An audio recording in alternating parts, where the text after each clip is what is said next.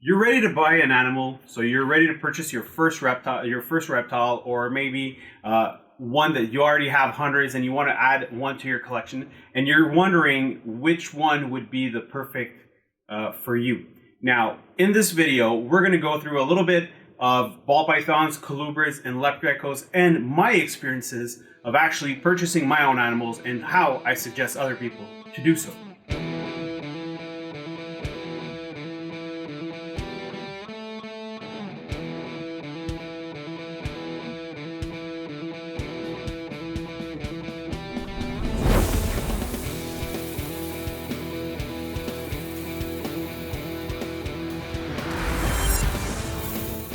So guys, Brian from MUK Reptiles here, and today we're going to talk about purchasing animals. Now we're going to dive right into buying ball pythons. Now, in the past, with my experience, I've purchased babies, juveniles, and adult ball pythons. And my experience has been pretty much, throughout my experience, I've made my choice on how I suggest other people to buy animals. Now, to start off, there's always the normal baby ball python. I'm going to take one right here so you can see the size. Now we have this amazing, just a plain old GHI ball python. Now this baby is already actually a few months old. So a snake like this is an actual great buy because when you're purchasing this animal, you're actually going to see it grow. You could be deciding to purchase this animal just as a pet, or you want to add it to your own collection. I actually like, and that's one of the things that I prefer the most, is to actually buy a baby, because this animal has started eating and it's in full mode of just like growing and growing and growing. So odds that it's gonna be feeding well is really good. Now, one thing that you know that is feeding well is that this animal has already been growing. So it's not a hatchling. You've seen at shows sometimes you go to conventions, people are selling animals that are straight out of the egg. They haven't even shed yet. I would stay away from those because you don't know what you can get. Now, this is a well-established baby. It's probably already fed probably 10 to 15 times. And then you got to ask your questions. Is it eating frozen thawed? Odds with a ball python is not. And what is it eating? Is it eating mice? Is it eating rats or whatnot? So ask the right questions so that when you purchase this animal, you know exactly what you're getting yourself into. Now, from that point on, then you have a sub-adult. So a sub-adult or a juvenile.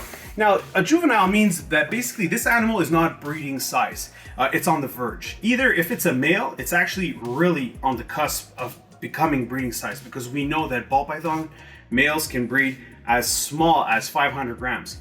Now, this one here is a blackhead calico, very, very beautiful animal, but it's a great size. Now, this animal has been eating consistently. It's been eating really, really well. So by taking it out of its environment and putting him somewhere else, there will be a adaptation. So when you're buying a sub, you gotta be ready to know that there might be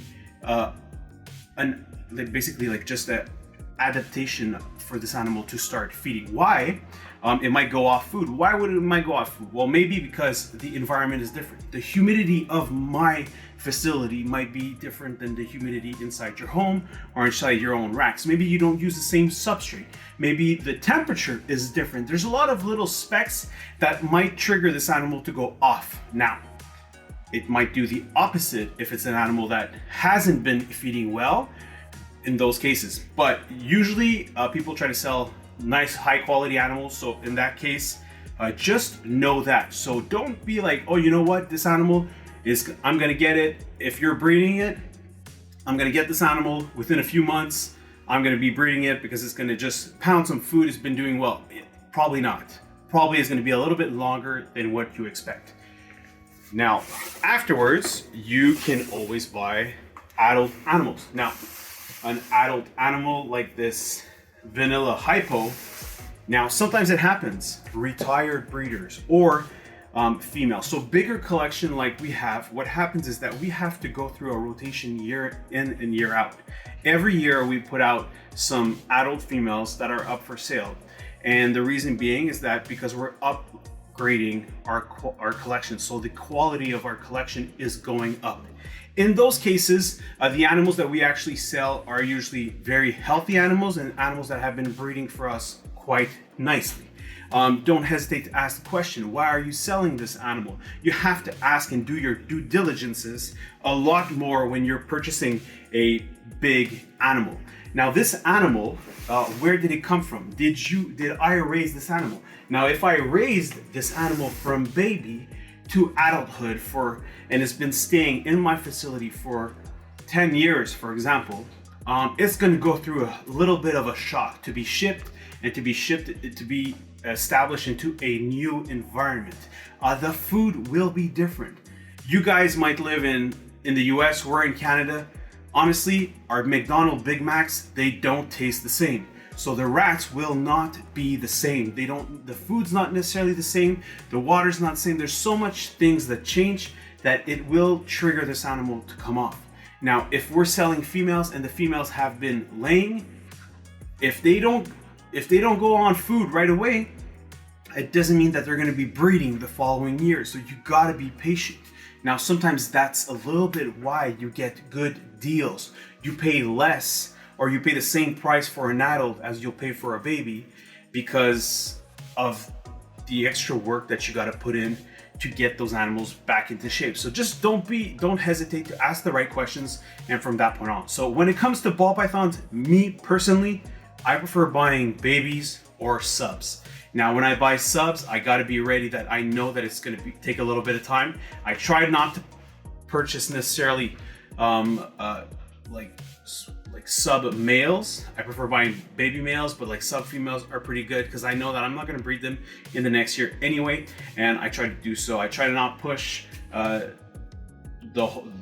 whole breeding aspect of it and just take the long way out. So that's really how we do it. Another reason why, well, way back then, I purchased a banana spinner blast when males were going for about $70,000. So we spent $70,000 on an adult male banana spinner blast because the craze was insane. So he was a female maker also back then, was even worth more. And he ended up passing away in a year and a half. The reason why? Well, I didn't give him enough time. Like, he was healthy, he was all good, but he ended up getting a respiratory infection. He went off food, and I had bred him at the same time. I was impatient, and honestly, I made the bad call, and it's my fault. But we did, though, like, we were lucky enough to be able to get some babies back, and the investment has paid off. It just took longer, but it definitely has been great. So we're just gonna go upstairs. We're gonna close this up. I'm gonna go upstairs to the leopard geckos and then the colubrids, and we'll go through those to see, because honestly, it's completely different than buying ball pythons. So we'll see you right up. All right, so now we're with our colubrids and our leopard geckos. So we currently have in this room, this is our holding room for our babies and juvenile leopard geckos and colubrids.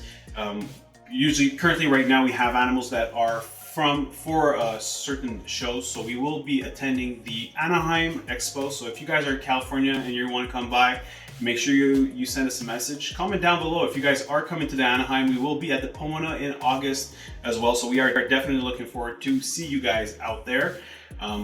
All you lovers of reptiles, just come say hi. We love meeting all of y'all. Now, when it comes to babies and juveniles and adults, when it comes to colubrids and leopard geckos, it's completely different. Now, if we start up with leopard geckos, what I'll do is I'll pull out just a little baby that has just hatched. Now we have here a firewater baby.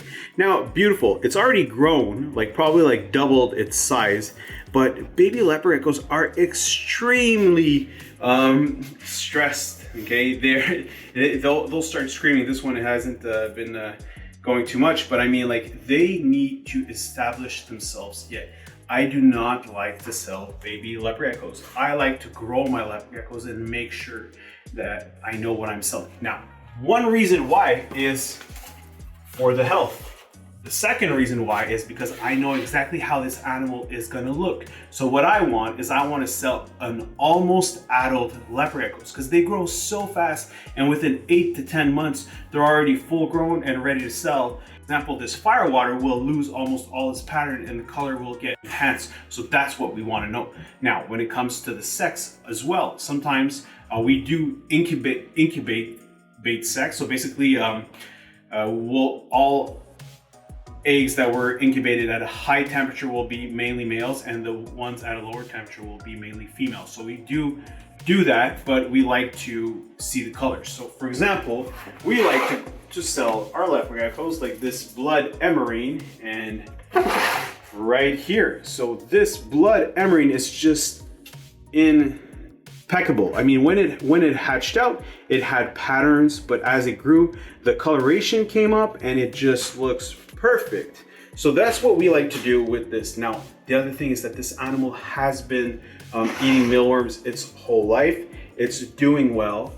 And we know that by selling this animal, the customer is not gonna have any issues growing this animal. So this animal is it's a young adult animal. Now, it's true, sometimes people want to grow them, so that concept is a little bit killed off.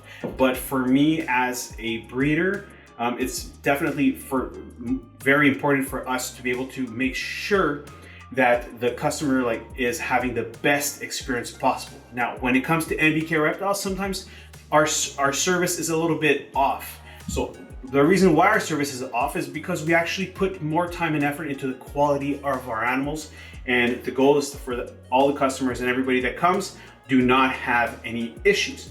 That's exactly why we do what we do with our corn snakes and our colubrids as well. Now, when it comes to king snakes, honestly, king snakes, they eat anything all the time. So just got to make sure that your animal is active, that the structure of the animal is strong, so that they're not wobbly, that they're not wiggly too much, that they're just like a strong, muscled animal. I mean, we have this young lavender stripe, so they're a little bit active, and they're good. I mean, king snakes eat almost like anything. So if the animal doesn't feel skinny or whatnot, you don't need to worry too much. King snakes, all they want to do is eat.